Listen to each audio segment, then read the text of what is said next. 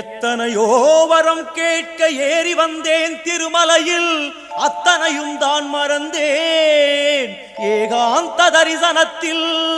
கற்பூரம் மணக்கும் இதழோடு புன்னகை, இது போதும் ஸ்ரீனிவாசா. பாமரன் மனதிலே பல நூறு கேள்விகள், பதில் என்ன வெங்கடேசா?